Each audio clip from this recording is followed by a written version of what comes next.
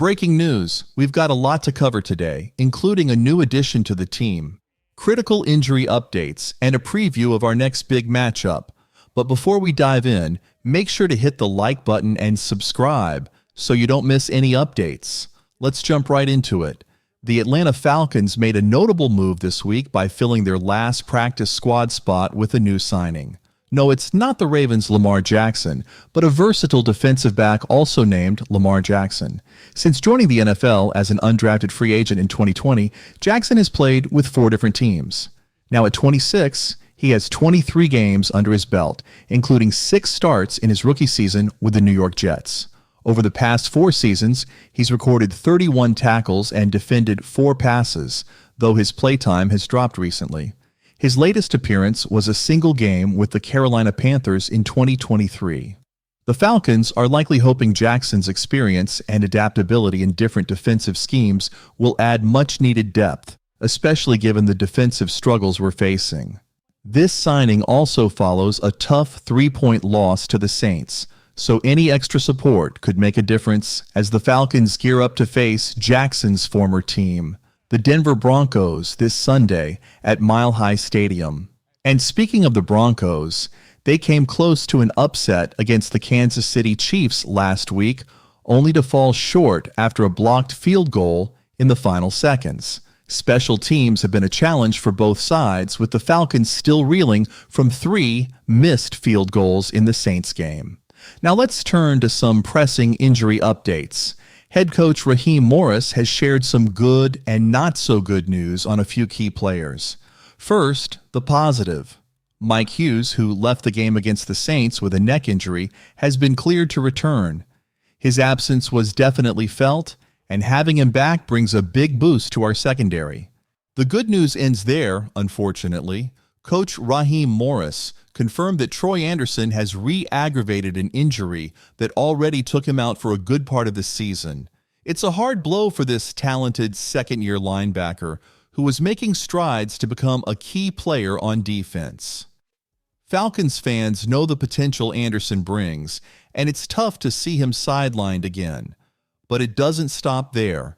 Both Taquan Graham and James Smith-Williams are also dealing with injuries that Morris didn't sound optimistic about.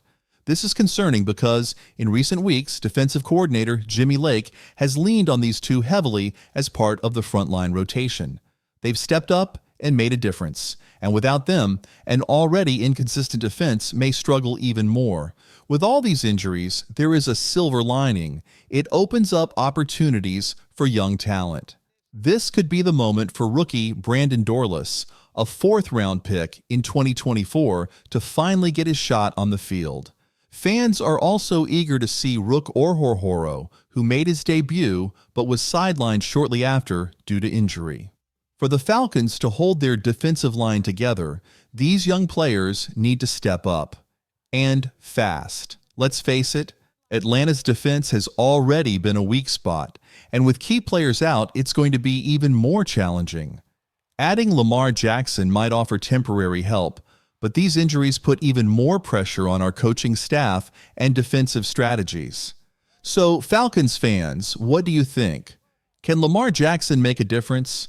How worried are you about these injuries to key players? And will the rookies rise to the occasion, or are we in for a rough stretch on defense? Now let's dive into the big stories of the week. The Matt Judon trade, Robinson's incredible game, and the potential debut of Michael Penix Jr. later this season. Grab your popcorn. This is going to be interesting. Overreaction Monday. Is the Matt Judon trade a massive letdown? Falcons fans, let's talk about the Matt Judon trade. What looked like a blockbuster move before the season is starting to feel like a letdown. The Falcons traded a 3rd-round pick to the Patriots for Judon, a proven pass-rushing star who racked up 32 sacks in just 37 games over 3 seasons. The goal was clear. Bring in Judon, pair him with Justin Simmons, and finally fix Atlanta's longtime pass-rushing issues. But here we are, 10 games in, and the results are disappointing. Judon has only 1.5 sacks, 2 tackles for loss, and 5 pressures in those 10 games. For perspective, he put up better stats in just 4 games last season. Right now, the Falcons rank dead last in the NFL with only 9 sacks and sit 27th in pressures. For a team fighting to stay on top of the NFC South, this isn't just bad, it's unacceptable. Before we grab our pitchforks, let's be realistic. Is it too soon to call this trade a total disaster? Maybe. There's still a chance Judon heats up down the stretch or makes a big impact in the playoffs. But honestly, the odds aren't looking great. If you're already ready to write off the trade, I can't blame you. Judon hasn't delivered. Yet, I'm not ready to give up hope just yet. What do you think, Falcons fans? Let me know your thoughts in the comments. On a brighter note, Robinson's heroic performance. Despite the narrow 3-point loss to the Saints, let's give some love to our Week 10 MVP, Robinson. He was spectacular, rushing for over 100 yards, catching 3 passes for nearly 30 more, and scoring 2 touchdowns.